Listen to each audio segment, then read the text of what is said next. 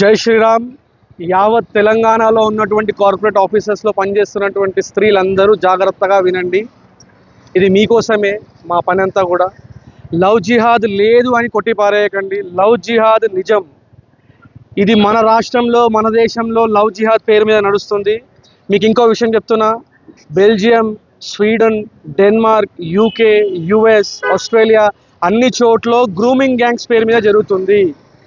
White అమ్మాయిలని trap చేసి వాళ్ళని చివరికి అక్కడ కూడా ఇక్కడ ఎట్లయితే శ్రద్ధ గుప్తను 35 పీసెస్ చేసి చంపి ఫ్రిడ్జ్లో పెట్టిర్రో అక్కడ కూడా వైట్ అమ్మాయిలను ఇలాగే చంపుతూ అక్కడ కూడా ఇలాంటి పనులే చేస్తున్నారు జిహాదీలు. జిహాదీలతో సమస్య ఇక్కడ ఈ దేశంలోనే కాదు, ఈ రాష్ట్రంలోనే కాదు, ప్రపంచవ్యాప్తంగా ప్రతి చోట నడుస్తుంది. మీరు ఇది అర్థం చేసుకొని మీ జాగ్రత్తలో మీరు ఉండకపోతే రానున్న రోజుల్లో మీ భవిష్యత్తు అగమ్య గోచరంగా మారుతుంది. అర్థం చేసుకోండి. దయచేసి తల్లిదండ్రులారా, మీరు ఒక కంట కనిపెట్టండి. ఆడపిల్లల్ని రక్షించుకోవాలి. ఆడపిల్లల మనుగడ మొత్తం మన హిందూ అబ్బాయిలకి పిల్లలు లేకుండా చేస్తున్నారు. ఆల్రెడీ చాలామంది కులాల్లో ఆడపిల్లలు దొరకట్లేదు. ఇట్లా రోజుకి 10ల సంఖ్యలో, 1000ల సంఖ్యలో అమ్మాయిలను ఎత్తుకెళ్ళిపోయి పీసెస్ చేస్తూ పిల్లల్ని కంటూ వాళ్ళు ఇవన్నీ చేస్తుంటే మన పిల్లలకి పిల్లలు ఎట్లా దొరుకుతారు? ఇది చాలా పెద్ద సమస్య. దీన్ని కొట్టి పారేయొద్దు.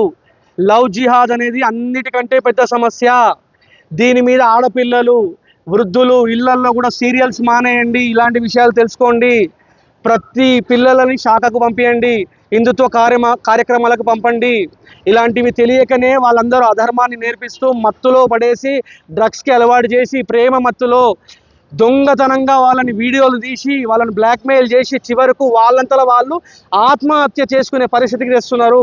ఒకవేళ ఆత్మహత్య చేసుకోకపోతే వాళ్ళే చంపేసి ఏదో ఒక రకంగా పీసెస్ చేసి ఫ్రిడ్జ్లను ఇంకా నదిలను పడేస్తారు. ఇవన్నీ ఒప్పుకోకపోతే వాళ్ళ నుంచి 2-3 పిల్లల్ని కానీ ఆ ఆడపిల్లల్ని సిరియాకో, యెమెన్కో ఎక్కడికో పంపించి మానవ బాంబులాగా తయారు చేస్తున్నారు.